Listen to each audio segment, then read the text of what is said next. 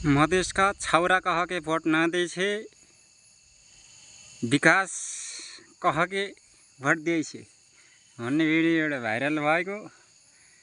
फेरि स्पष्टीकरण मागिहालेको छ निर्वाचन आयोगले। 5 जना भन्ने कुरो आयो। 5 जना को कुन एउटाको नाम त बिर्सेँ कि मैले, रेडियोले त समाचारले भनेन। 4 जना अब त्यही मधेसका छाउरा किन भनिस् भनेर निर्वाचन आयोगले स्पष्टीकरण मागो बालनलाई। अब बालन पनि डम्बै हुन्, म जस्तो कोही छैन यो संसारमा भन्ने खाली मान्छे हुँदा यस्ताले के विकास गर्लान् के गर्लान् भन्ने कुरा हेर्न बाँकी छ। अर्को हरकत यस्तै जोतिएको जोते त्यो बच्चालाई 30 लाउन लगायो अनि चुनाव प्रचारमा हिँडाल्यो भनेर फेरि त्यताको स्पष्टीकरण। उता पनि राजै महेश बस्नेतलाई पनि के को थियो त्यो विषय त उस गरेन, स्पष्टीकरण मागिएको छ निर्वाचन आयोगले। ऊ पनि अब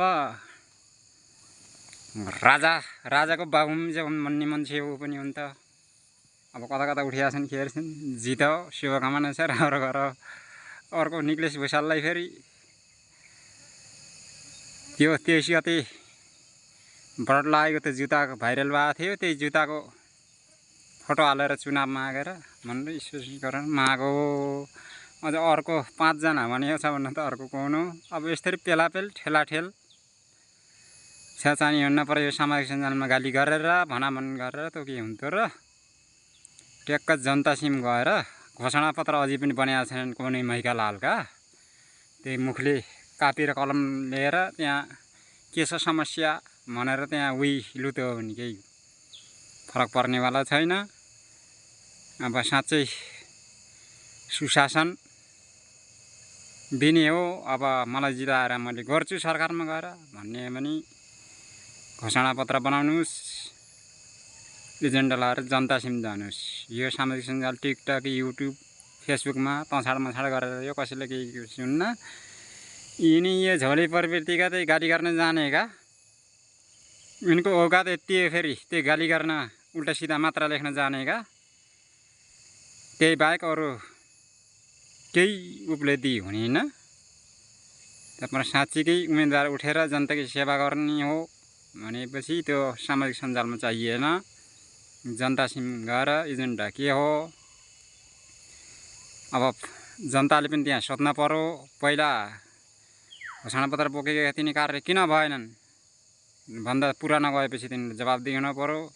नयाँ गएर मागेपछि काम नगरेका मान्छेले के हो एजेन्डा, के गर्ने तपाईँले, नगरे के गर्ने भनेर सोध्न सक्न पर्यो। त्यसरी भोट माग्ने लिने गरौँ। त्यो गाली गलोच सामाजिक सञ्जालमा मेरो उसमा ख्यालमा त त्यो ओली कुपक्षबाट हो कि जस्तो लाग्छ। ओलीले कता कता के बोलिरहँदा के स्ट्याटस बालनले त्यो गरेर भगर फेरि न्यु के निकाल्यो मधेसी छाउरा केलाई भनिस् भनेर। त्यो मधेसी छाउरा त आफैलाई भनेको, त्यहाँ कसैलाई केही राँडो चाँडो त केही छैन। म फेरि उनको पछि पनि होइन, जित हो भङ्गो छडा जे मतलब लाग्छ त्यही गर, मलाई मतलब छैन। तर भन्न खोजेको त्यो विषयमा त खासै त्यति स्पष्टीकरण नदिन पर्ने भन्ने मेरो सोचाइ। हुन त अब आफ्नै कानुन नियम होला निर्वाचन आयोग पनि। अब मेरो मात्र सोचाइ, अरूको सोचाइ के छ त्यो मलाई के थाहा होइन। मेरो सोचाइ मात्र हो गाइस भन्दै बिदा भएँ।